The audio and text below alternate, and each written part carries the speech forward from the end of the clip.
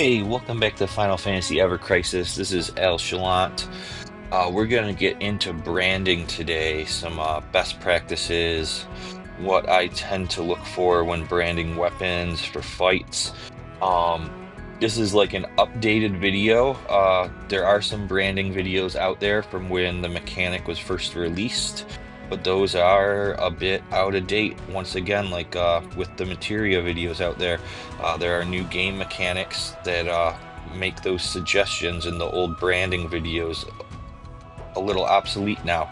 A lot of those videos would suggest branding defenses onto your weapons, but we have a lot more options for defense now, and HP with the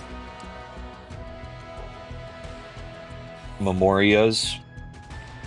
Most of these come with, all of them come with 3000 HP and extra PDEF and MDEF, 150 or 50 on each of them. Also the overspeeds, at least for the tanks, get a ton of defense from their overspeeds. So many times the tanks aren't even looking to brand defenses because they get, well, 18 of each plus 10% or 20% damage resistance for every element type just from their overspeeds. Also, just the level 100 skill trees give us a ton of HP. We're getting over 6000 HP now just from our level 100 skill trees. As well, the elemental materia, apologies, that we covered last time, each of those elemental materias comes with a little bit of defense. And that 5p attack, that 5p def, or that 4p def, 3m def that are on each of these materials, that'll get multiplied by all your R abilities on your costume and your R abilities from your weapons, and make that defense numbers so much greater. And speaking of costumes, most of the costumes now come with, no, I'm gonna pick one that doesn't have one. Watch. They come with 20% physical and magical defense off the rip. So that defense for branding isn't really an issue anymore. So what do we want to brand instead? Well, power, of course, because the harder you hit, the faster the boss dies. So yeah, the current state of fight design in the game today, we just want to focus on power. That's about it. So how do we determine what to brand on each weapon? Well, we want to identify the weapons into different categories. We have our main hands. Main hands are typically strong elemental weapons that you put in the main hand slot. They get the full amount of our abilities, and they get the full amount from brands. But we're not gonna put main stat on the brands for main hands. We want to put C ability percent, because this increases the potency of those weapons. An OB10 Shining Gloves for Tifa is 11-20%. But with the brand here, which is 5.4%, it increases that from 1120 to 1180.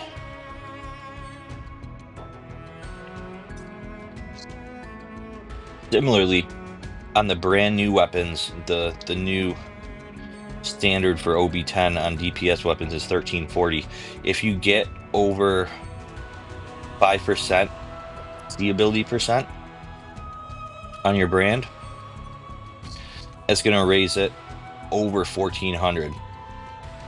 So anything over 5% the ability percent brand is gonna bring a 1340 up and over 1400 potency. And there is a specific kind of brand stone that will almost guarantee over 5% seeability potency, and that's this one here, the gold one with a sword and a staff. If we look at this, it's called the Greater Attacking Brandstone, is guaranteed to unlock all 3 rolls, and all of those rolls are guaranteed to be seeability potency, and the value will be between 1.5 and 2.0. So the lowest you can get by using one of these is a 4.5%. The highest you can get by using one of these is a 6%. Usually it'll fall right around 5% or a little bit higher, 5.2, 5.3. How do you get these? Well, you can get 2 of them every month from your guild shop. Go into the minor guild exchange, and there's one here for 2,500. There's another one for 1,500. So you may have to look at your minor guild medal bonus to make sure that both of those are unlocked, because that's a great source of power, getting 2 of those every month. Another source of these the ability percent brandstones is the guild battle rewards. I think under top 20 last month we got 8 of them. Before they changed the guild battle rewards to give those out, the 2 that we got every month for from the guild shop, I would save 1 for guild battle to put on the new main hand for my attacker, and I'd save another 1 for the solo rank of that month. But now with guild battle giving more of them as rewards, we could use them a little bit more often and try to improve the roll. If you get under a 5%, you could roll again and try to get over a 5%. But 5 to 5.3 is usually about where it lands. Really difficult to get like 3 2.0s, although I've seen one of my guild members roll that. I was very jealous. But yeah, the main hands is where you want to use those for seeability percent, and that increases that potency number here. On the new ones, 5% will bring it up over 1400% potency. What about our other weapon slots? Well, pretty much you want to match. See, this is a physical water weapon. So physical means P attack is what it's based off of. So on your subs and your ult, you'll want to brand for P attack. That'll give you the greatest benefit for power. For ults also receive the full amount that's shown here. Whereas the offhand weapon and the sub weapons only receive half of that value. So you see enemy launcher here has 86. That would only be 43 P attack added. And my benchmark pretty much for offhands and ults is 80 main stat.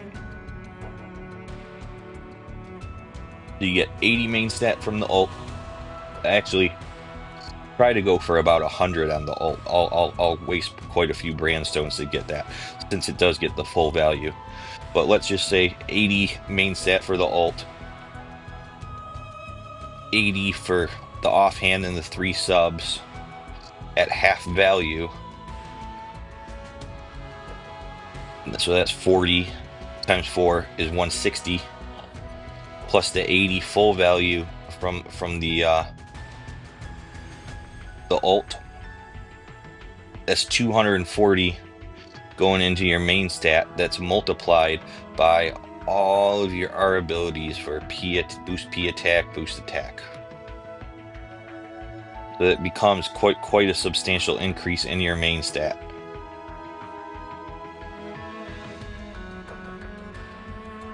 Oh.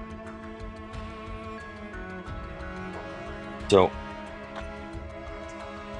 for here, I got a preliminary build set up for Guild Battle 17. It's going to be physical water. But I want to discuss a little bit about sub-weapons and how to identify which ones are good for physical builds, like this physical water team, which ones are good for magic builds. Some of the best sub-weapons for physical are the Surfer Blade from Zac. From the R abilities, boost P attack, boost physical ability potency. Then you got stuff like Enemy Launcher with boost attack and physical ability potency.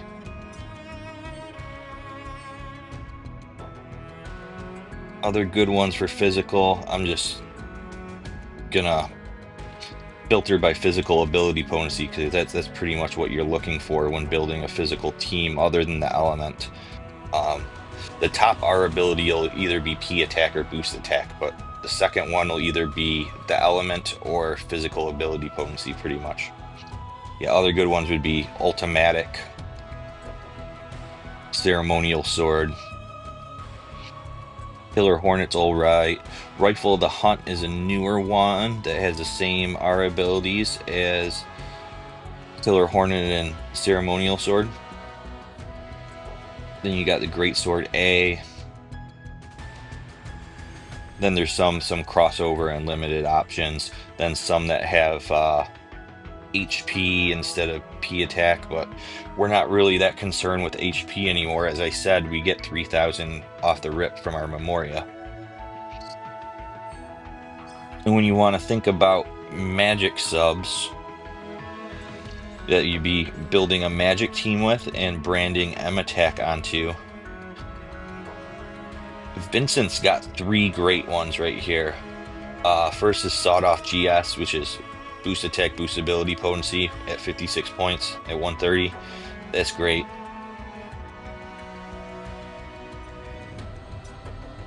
Then you got Double Stem, which has a smaller amount of boost M attack, but a large amount of boost magic ability potency. This one's great if your main hand doesn't quite get you to 55 M attack for tier 7. It'll finish it off and then give you a bunch of magic ability potency. And you have Hugin and Moonin. This one's great in other terms if you're equipping a limit break weapon that doesn't have any M attack, boost M attack on it. This one would be great to use as a sub. Similarly with his new Galleon Roar. Other great basic subs for magic would be Crystal Megaphone and Rocker Guitar. And also, of course, Electro Cannon is the old reliable.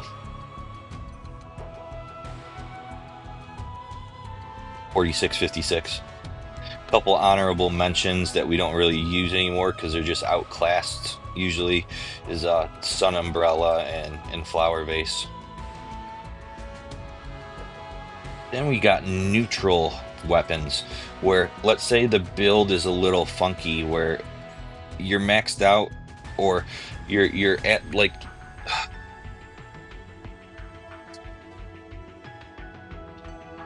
let's say you're already at physical or magic ability potency 5, 6, or 7, where you see there's diminishing returns after level 5, where it only increases by 10% each, whereas before from level 2 to 3 to 4 to 5 is a 15% increase to each. If you're already pretty maxed out on the specific physical or magic ability potency, you may want to equip a neutral ability potency weapon, which there are a few of that are great also, including Zac's Sword of the Hunt.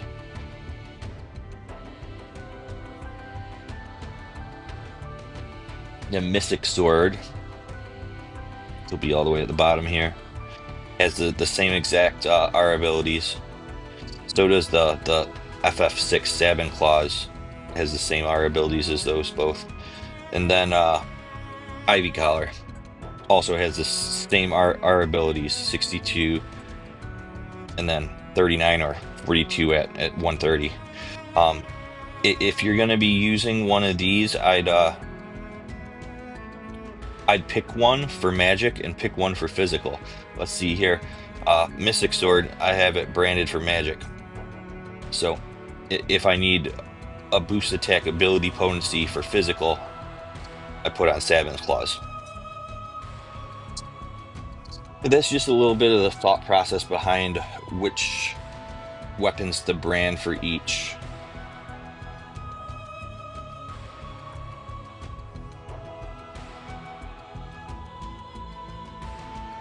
But what kind of brandstones do we want to use on these? Like I said, with the main hands, it's easy. You want to use this one. But for, let's say we have a physical sub-weapon or a physical ult. Well, these ones up here, the purple and gold ones with the sword and shield are great. And then when you run out of those, you'll have to just go for the blue ones. But there is a downside to using these ones, because although they have an increased roll chance for P attack, they also have an increased roll chance for defense. So you're just as likely to get defense as you are the attack you're looking for. So it could become quite wasteful. And using the gold ones are straight up hell sometimes. Sometimes you'll roll like a whole bunch of defense on it when you want to attack, and it's just a waste. But and then similarly, if you're branding a magic one,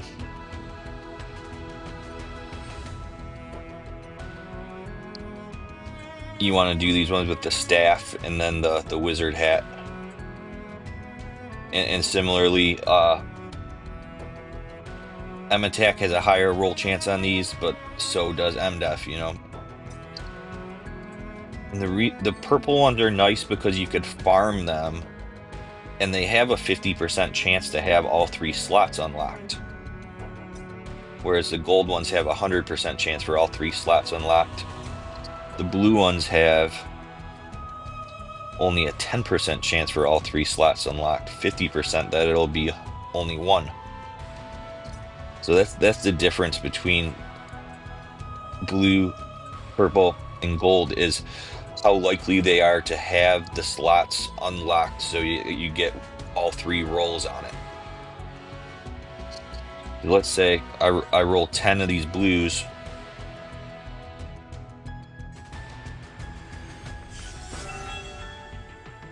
One, two. Only 2 out of 10 of them had all 3 rolls. That one had a P attack, but it's 37's not that bad. This one had a P attack, but it's only 8. Whereas, I'll keep that on there for now. Whereas if you look at the purple ones, if it lands on P attack, it'll at least be 15, which is a lot better chances. Let's just use 5 of these. We got a 50% chance that all 3 are going to unlock, and that did happen almost, what, 4 out of 5 times. We got this one that has 68 some of P attack. And I know I'm going to want to brand this one with P attack for the guild battle, I'm pretty sure. So I'm going to replace this brand right here. 68 some. That's not bad, but I'll be shooting for over 80 on that one later.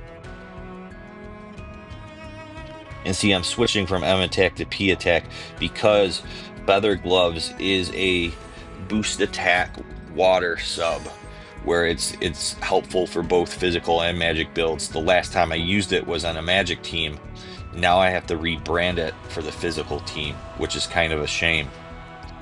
Where Tifa's ult, this is some real heartbreak here. It has like 120 M attack on it.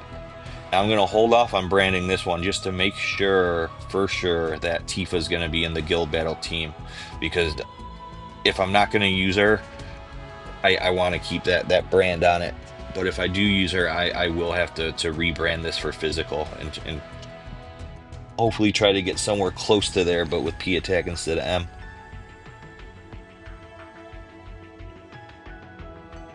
But yeah, you can farm the brand stones. The basic blue ones you can get from your chocobos. They just opened up new stages on the chocobos that return 5.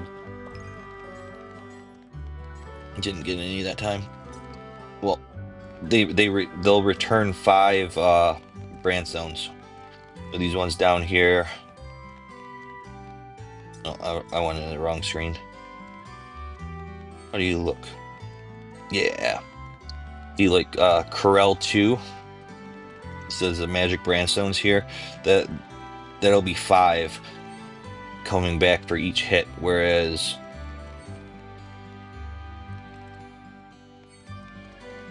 this is a screen. Yeah, those will bring 5 back each under Corel 2. Under Corel Prison 2 will bring back 5 each. Corel Prison 1 will bring back 5 each on that one. Whereas before, the first time we got these brandstones under Junon 3, these only bring 3 back each. So the newer areas bring back more of the blue brandstones. Another thing you want to look out for is the events that are going on. You can farm pretty well from there if you have extra stamina. I was pretty sure at the beginning of the month when we got this lightning event and it dropped blue physical stones, I was pretty sure that the guild battle at the end of the month was going to be physical as soon as I saw this. It's kind of a predictor indicator that I've kind of caught on to.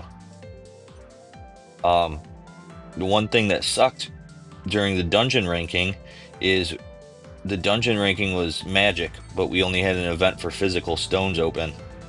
The Stilva Crash drops magic stones, but it didn't. This event didn't open until after the dungeon ranking's over. But yeah, right now is a good time if you're low on either of the basic stones, and they also drop the purple ones too. You could farm both of these events to get your stock back up. For the Stilva, for the magic one, I would recommend waiting until next Wednesday when they do the update that adds the gold victory draw tickets, because the gold tickets will also give you purple synth mats. So you won't get those from the bronze and silver tickets on this event, so might as well wait a few days, knock out 2 birds with 1 stone, get some more magic brandstones and synth mats at the same time. Yeah, we covered common subs, but there is did another screenshot. I keep on hitting the back of the phone on accident. There is another type of sub weapon that we do use quite often though. Excuse me. And those are the limit break weapons. And that could come across like a kind of tricky situation of what to brand them with. Because these limit break weapons can be main hands also, but we also use them as sub weapons. But there's a few that we can identify right away that are almost always used as sub weapons. And that's because they have the physical ability potency and magic ability potency, our abilities on them. We almost never use them as main hands anymore.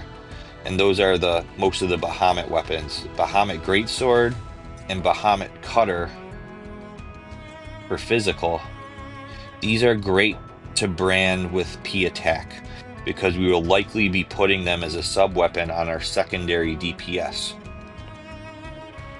Similarly, the Bahamut Fang for magic, along with Protector's Blade, Sephiroth's is the other magic ability potency boost M attack all allies weapon. These ones are great to brand with M attack. And then most of the other LB weapons that are main hands will have an element as the second R ability, so that's kind of an easy way to say let's brand this one with C ability potency. So the elemental ones will be main hands. The ones that have ability potency as their R ability, those are pretty safe to brand with the main stat, P attack or M attack. Then there are also limit break weapons that don't have M attack or P attack, they just have boost attack. And these are usually like Fusion Sword, that's neutral.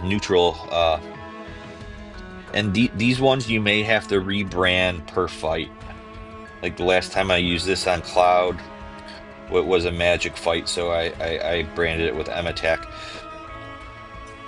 And then I can use it as a magic sub now. But the next time I did use that on Stilva with Cloud. But the next physical fight, I may have to rebrand this with P attack, since it's a limit break weapon that we use as an offhand. And the ones that go on to support characters that have like P def, or the ones that have buff debuff extension. This is when you may see defense branded on a weapon, like if we're putting this on a tank. So yeah, the rule of thumb for limit break weapons is the ones with ability potency, you want to go for main stat. The elemental ones that you use as main hands, go for C ability potency.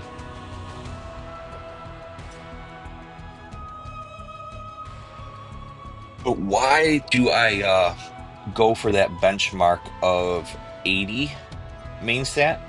See, this one I got quite a bit higher, but it happens very rarely because it is such a hard time to get more than 80 to roll. It's already hard enough if you're using the blue brand stones. Let's go to a weapon I actually want to brand. Try to get something better on those feather gloves. If we're using these blue stones, it's only a 10% chance that we're gonna get all 3 rolls. And then out of each of those rolls, it's only a 22.2% chance it's gonna be P attack. And then even more RNG, it could be as low as 5 per roll. So that's why these purple ones are better. The gold ones are straight RNG because it just sucks if it ends up being defense. But these purple ones seem to be the best bang for buck when going for main stat. Is that one better? Nope. So see, I'm already at 68, and I rolled 5 more of them, and I didn't get anything better. So the max is 150, 50, 50, and 50. 50 on each roll. But if you're able to get a decent roll, like 40 out of the max 50 on 2 of those, that's very good in my opinion. Or if you get 3 P attack rolls and they're all mediocre, like 25 to 30, that'll be in between 80, 90. So that's pretty much where I come up with that benchmark of trying to get 80 per sub weapon. Try again. Not great. Try 5 more. There's 60. That's less than I already have.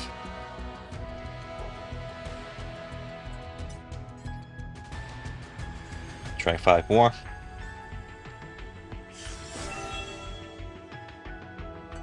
There, that's all defenses. That's garbage. And see, this I'm getting M attack when I'm trying to roll for P attack because there's still a chance that it's going to be on there.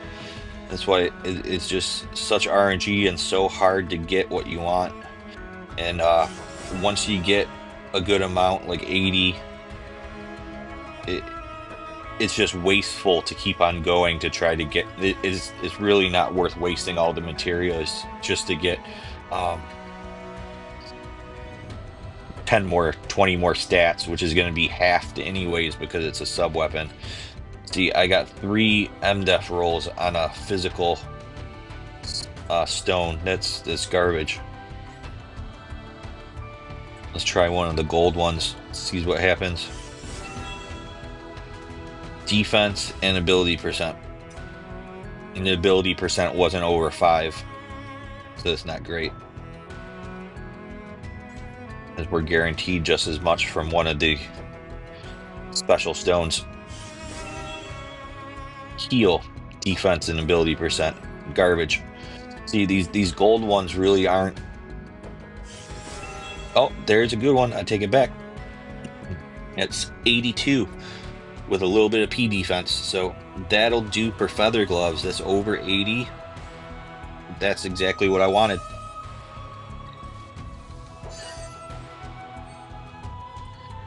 And see, even with the 80 P attack on feather gloves, the P attack lower than the M attack since it's the stats lean towards magic on this, but it's got 62 boost attack on it. That's why it's a pretty good sub for water either way, magic or physical. But yeah, just that. Yeah, it has like 100 more magic stat, so branding that onto it evens it out a bit.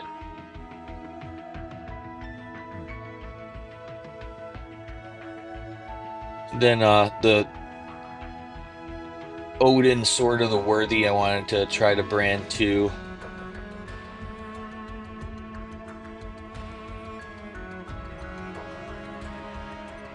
This one I had an awesome magic brand on it, over 100, but then since the next event's going to be physical, I have to rebrand it.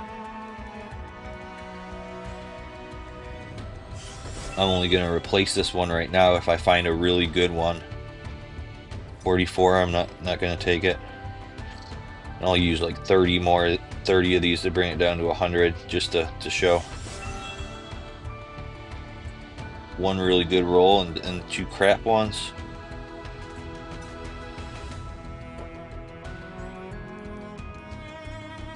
I like to do 5 at a time on these ones. That is 60, 70, 984. 84 is good. I'll take it.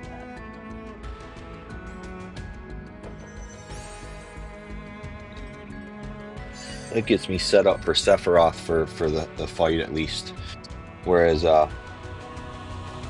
Tifa, I'm not really sure if we're gonna. I'm pretty confident we're gonna use her for guild battle, but not 100%. So I'll hold off, especially since I don't want to replace this magic brand if I don't really have to. But yeah, that covers brands. Covered where to farm them from, which ones to use on each kind of weapons. You got your main hands, you got your off hands and subs, you got your ults. For main hands, get the C ability potency with this special brandstone here. Then you want to put main stat, either P attack or M attack on your offhand, your ult, and your subs. The offhands and subs only get half of the value, but the ult gets full value of the stat points. So you want to make sure that the ult has a good number on it.